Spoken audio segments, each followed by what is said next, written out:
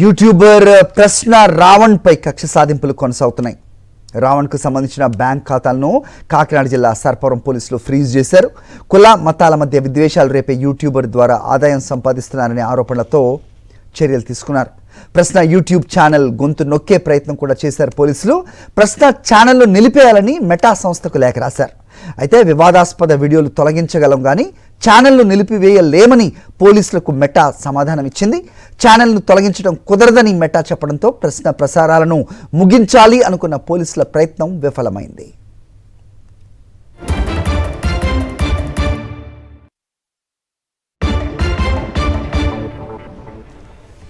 మరోవైపు Raavan custody petition పై నేడు Gannavaram court విచారించనుంది. రావణ్ను ప్రశ్నించేందుకు 10 రోజుల పాటు కస్టడీకి ఇవ్వాలని పోలీసులు కోర్టులో పిటిషన్ వేశారు. ప్రస్తుతం నెల్లూరు సెంట్రల్ జైల్లో 14 రోజుల జ్యుడిషియల్ రిమాండ్లో ఉన్నారు రావణ్. అయితే తనపై వివిధ ప్రాంతాల్లో నమోదైన కేసులన్నింటినీ ఏకం చేసి విచారించాలని రావణ్ కోరుతున్నారు.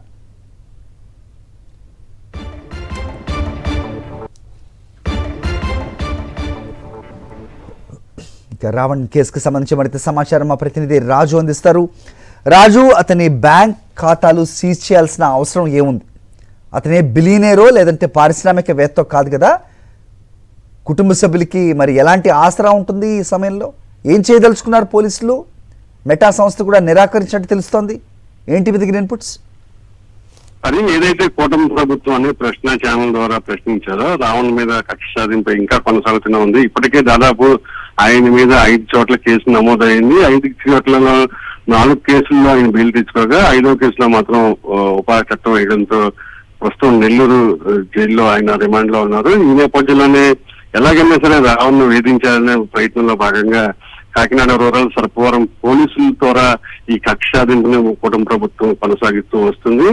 రావణ్ సంబంధించినటువంటి వ్యక్తిగత బ్యాంక్ ఖాతాలు ఏవైతే ఉన్నాయో వాటిని ఫ్రీజ్ చేయాలని చెప్పి 10 రోజుల కిందట రావణ్ సంబంధించినటువంటి ఐసిఐసిఐ బ్యాంక్ తో పాటుగా ఎస్ బ్యాంక్ సంబంధించి అధికారులకు ఈ సర్పవరం పోలీసులు ఒక లేఖ రాయడం జరిగింది.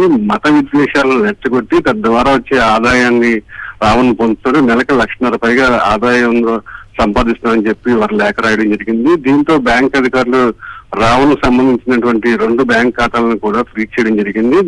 మరోవైపు ఏదైతే రావణ్ సంబంధించినటువంటి ప్రశ్న ఛానల్ ఉందో యూట్యూబ్ ద్వారా ఆ ఛానల్ కూడా నిలిపివేయాలి ప్రసారాలని చెప్పి ఆ ఛానల్ పూర్తిగా తొలగించాలని చెప్పి మెటా సంస్థకి సర్పవరం పోలీసులు లేఖ రాయడం జరిగింది. అయితే దీని మీద స్పందించినటువంటి మెటా సంస్థ ఏవైతే వివాదాస్పదంగా వ్యాఖ్యలు ఉన్నాయో ఆ వ్యాఖ్యలకు సంబంధించినటువంటి వీడియోను తొలగిస్తాం తప్ప ఛానల్ ను మూసివేయడం జరగదని చెప్పి పోలీసులు స్పష్టం చేయడంతో ఒక్కసారిగా కొంగుతున్నారు.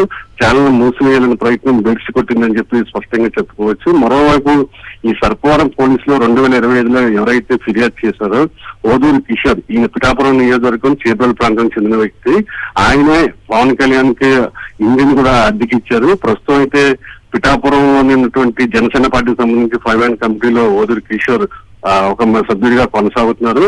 ఆ పిఠాపురంలో ఉన్నటువంటి 2 పోలీస్ స్టేషన్ కూడా వదిలేసి కాకినాడ రూరల్ సర్పవరంలో ఎందుకు రావణ్ మీద ఫిర్యాదు చేశారనే ప్రశ్నలు కూడా తలెత్తున్న పరిస్థితి ఉంది. ఓవరాల్ గా చూసినట్లయితే కేవలం పవన్ కళ్యాణ్ తీరును ప్రశ్నించారనే కోణంలోని ఎవరైతే రావణ్ గట్టిగా తన ఛానల్ ద్వారా ప్రశ్న ఛానల్ ద్వారా ప్రశ్నించారో అది జీర్ణించుకుని జనసేన నాయకులు వరుసగా ఆయన మీద ఫిర్యాదు చేస్తున్నారు. హరి.